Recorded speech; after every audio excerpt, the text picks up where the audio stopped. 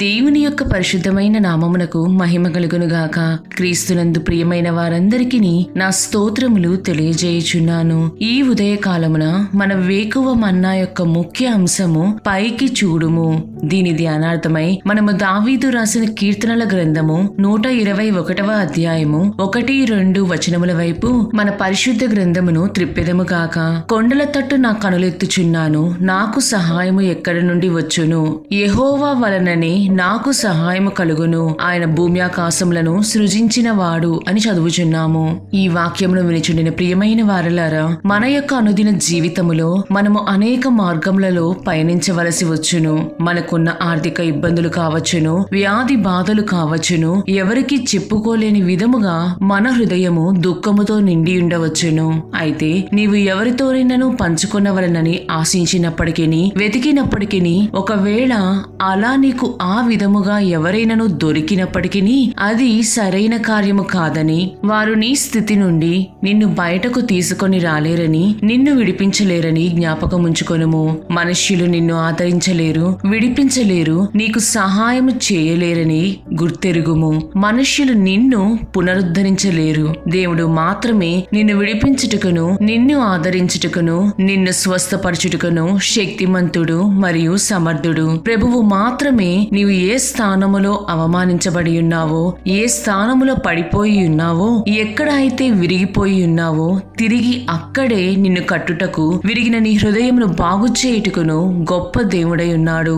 దేవుడు మాత్రమే నీ జీవితములో ఏర్పడిన ఖాళీని భర్తీ చేయగలడు. ఈ లోకములోని జనులు తాత్కాలికముగా నిన్ను ఆదరించగలరేమో కానీ నిన్ను సంపూర్ణముగా నీ స్థితి నుండి లేవనెత్తి నిన్ను విడిపించి రక్షించి మరియు నిన్ను హెచ్చించుటకు సర్వాధికారము గలవాడు మన ప్రభువైన యేసు మాత్రమే. ప్రియమైన దేవుని బిడ్డ, అపవాది అయితే నిన్ను అటు ప్రక్కకు ఇటు ప్రక్కకు ఇతరుల వైపునకు నీ దృష్టి మరల్చుటకు బహుగా ప్రయత్నించును. కానీ నీవు చేయవలసిన ఒకే ఒక్క కార్యము నీ కనుదృష్టిని పైనున్న ప్రభువు వైపు మాత్రమే చూచుటకును, ఆయన వైపు మాత్రమే చూచి ఆయనను మాత్రమే నీ సహాయము కొరకు అర్థించుటకును నీ గురిని నిలుపుకొనుము.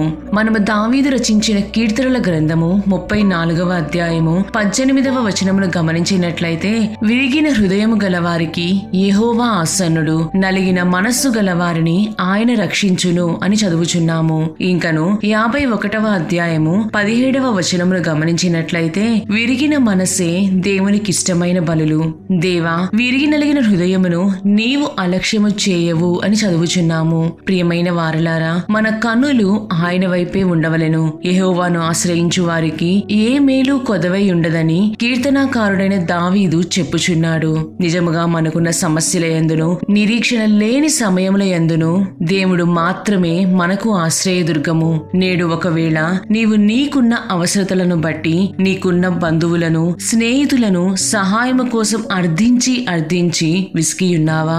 ఎవరైనా నాకు సహాయం చేసినట్లయితే బాగుండును అని నీ హృదయంలో కుమిలిపోచున్నావా? నీ కన్నీరు బయటకి ఎవరూ గమనించినప్పటికీ హృదయాంతరంగములను పరిశీలించు దేవుడు నీ యొక్క ప్రతి కన్నీటి బొట్టును లెక్క కట్టునని మరువకము.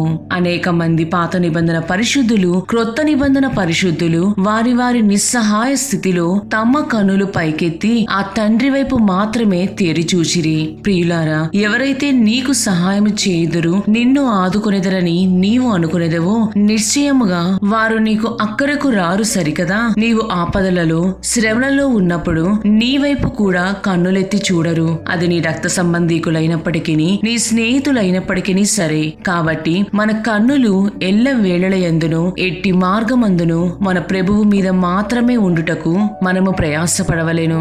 ఎందుకనగా మనకు సహాయము చేయు పర్వతము మన ప్రభువైన క్రీస్తై ఉన్నారు. మన ఈ జీవితం అనే అరణ్య మార్గములో ఆయనను మాత్రమే ఆనుకొని మన యాత్రను ముగించవలెను. ఆ విధముగా మన ప్రభువైన యేసుని వెంబడించుచు ఆయన వైపు మాత్రమే తేరి చూచుచు మన గురిని నిలుపుకొనిదముగాక. ప్రభువు మిమ్ములను మరియు మీ కుటుంబములను దీవించి కాచి కాపాడుదురుగాక. ఆమేన్.